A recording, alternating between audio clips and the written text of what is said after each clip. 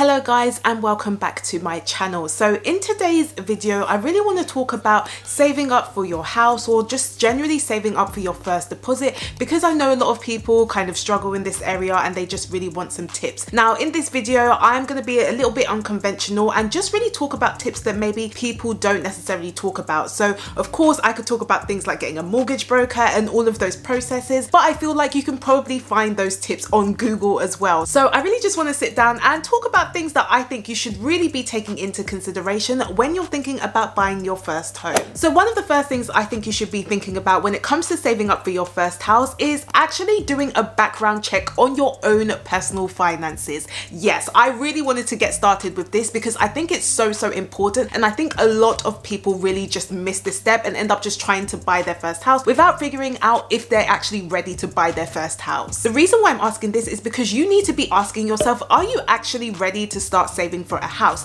Now personally, I think there are going to be certain things that you should be doing before you actually start saving up for a house. So for example, the first question you might want to ask yourself is, do you actually have any high interest debt? If you've got credit card debt, maybe you've got any personal loans. Personally, I would want to be paying off those debts first before I actually start saving up for my deposit. And the reason why that's really important is because some of these credit card debts are skinning you alive because of the high interest rates. So there is no point in you trying to save money where you're probably getting 0.5% interest every single month, but then at the same time you're paying 15% towards your credit card company, because essentially you're going to be losing a lot more money. Another thing would be to actually check your credit report. Now again, this is something where it's really important, and when I'm talking about your credit report, I'm not necessarily just talking about your credit score, because they are two different things. Now yes, it's always nice to see your credit score and see whether you're particularly doing well. I mean, if you scored fair, then you know that maybe you've got some improvements to do, but obviously if you are excellent, then that could be a good thing. But the reason why I do think checking your report is more important is because when it comes to lenders, that is essentially what they are going to be looking for,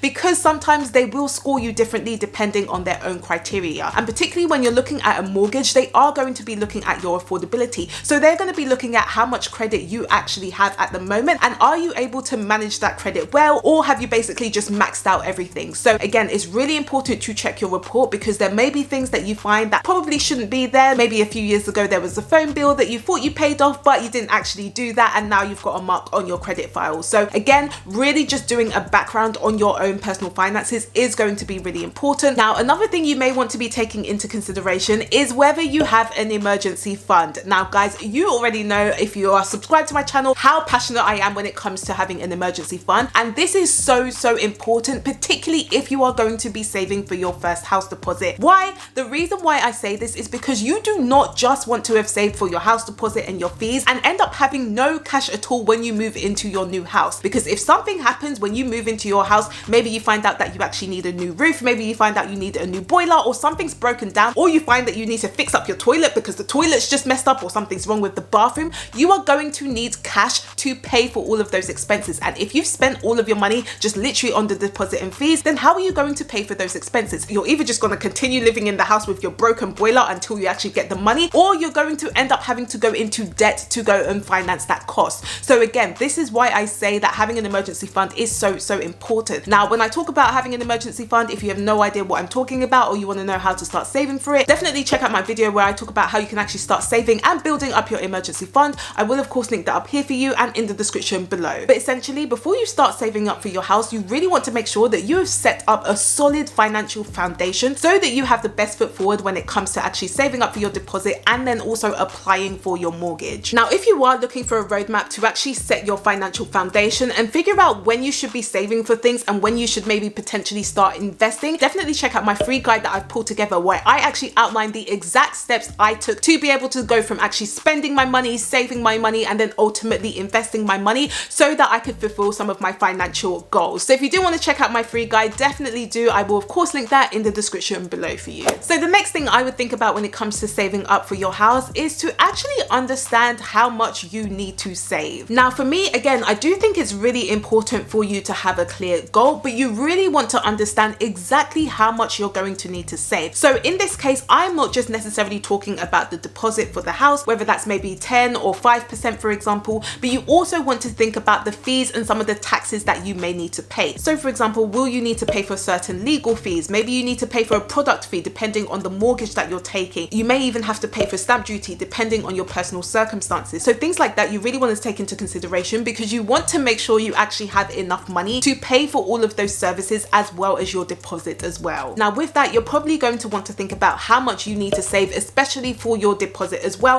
as the other fees and things like that. Now when you're thinking about your deposit, I do think it's really important to think about where you're actually going to live and how much house prices are currently around that area, but also B, you want to think about how much of a deposit you're going to end up paying. So for example, are you looking to put in about 5%, maybe 10%, maybe 15%, or maybe even more? That is obviously up to you and is going to depend on your personal circumstances, but obviously the higher deposit that you have, the more likely you're probably going to get better interest rates, depending again on the mortgage lender that you use, but then also the more equity you actually have in your house. So you do want to take that into consideration, and really again it's going to depend on your personal circumstances. But those two key points are really going to be important, because depending on where you currently live and how much house prices are, that's going to depend on the minimum amount you need to save for a deposit. But then also if you want to go for maybe a 10 or 15% deposit, then that's obviously going to be more than compared to a 5% deposit. So again, you really want to do your research with that, but you do want to have a ballpark figure in terms of how much you actually do need to save. And if you're liking this video so far, then feel free to give me a thumbs up, as it really does help to support the channel, plus it's free. So the next thing I would be considering when it comes to saving up for your house is actually thinking about buying a house that you can afford. Now if you guys know me, and again if you're subscribed to my channel, then you know how passionate I am about buying a house that you can afford. Now you may be questioning, what do I mean? I mean, don't all these banks always do affordability checks and things like that? Yes, that is true, but only you will know how much you can truly afford, okay? The bank is not going to be able to tell you that. And the reason why that's important is because I see a lot of people actually putting so much money towards their house that they can't afford anything else, and they end up being house rich and life poor. Now let me tell you, when it comes to the banks, they want you to borrow as much as possible, because again, the more you end up borrowing from that bank, the more money they essentially make through their interest payment. So let me tell you, the bank is not your friend. So what you really want to be doing is questioning, if I do have the mortgage payments, plus also thinking about anything that I might need to fix in the house, because ideally you do want to have a contingency fund there as well, how much is that really likely to cost? And can I also fulfill my other financial goals, such as saving for other things, or even investing for financial independence, or actually retirement? So these are really important questions that I think you should be asking yourself before you even think about actually buying your house. Again, a big reason why that's important is because once you know exactly how much you can afford based on the level of income that you have, that's going to help you understand actually what kind of house prices you should be looking at. So if you can only afford a house that costs £250,000 or dollars, you're not going to be looking at houses that are around 300 to 400,000. So again guys, I would never tell you not to buy your house, because even I ended up buying my house with my mum, because that's something that we wanted to do. But again, always make sure it is a house that you can afford. So the next thing I think you should be taking into consideration when it comes to saving your house is actually thinking about where your savings are going to go. So you really want to be questioning, number one, are you actually going to have it maybe in an easy access savings account? So depending on how long you're actually going to be saving for, that could be a potential. Obviously when it comes to interest rates, you're probably not going to be getting a lot, but depending on the time horizon, you probably will want to have it in an easy access savings account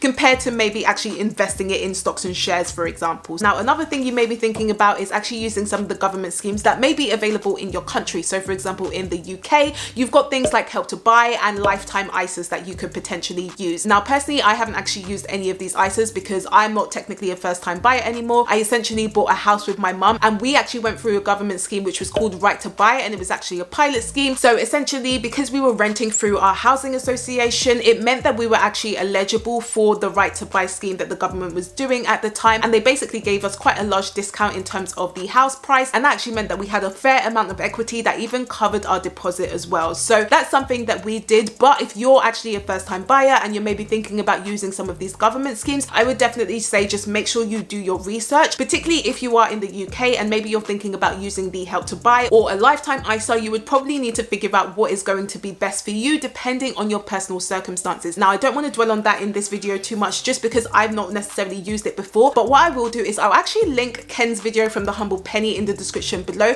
because essentially he talks about the differences between a Help to Buy ISA and a lifetime ISA, and both the pros and cons, and which one you might want to pick depending on your circumstances. So definitely check that video out. Of course, again, it will be linked in the description below. But essentially, you do really want to think about where you're going to be putting your savings, particularly depending on how long you're going to be saving up your money for. So the next thing you want to be thinking about when it comes to saving saving up for your deposit or your first house is actually doing some saving hacks to allow you to save as much money as possible. Now, I know some of you guys would have been really waiting for this point because again, that's what a lot of people will be looking at first. But in terms of saving hacks, there are going to be key things that you can do. And I definitely have a lot of saving videos. If you do want to check it out, I will make sure those are linked in the description below for you. But essentially, one of the key things you want to be doing is paying yourself first. So once you know your savings goal and you know exactly how much you need to be saving each month, you really want to make sure that you allocate a certain amount of your income towards those savings and stick to it. And how you can actually stick to it is making sure that you do have a budget. Now, if you've never budgeted before in your life, I definitely have some budget templates that you can maybe check out.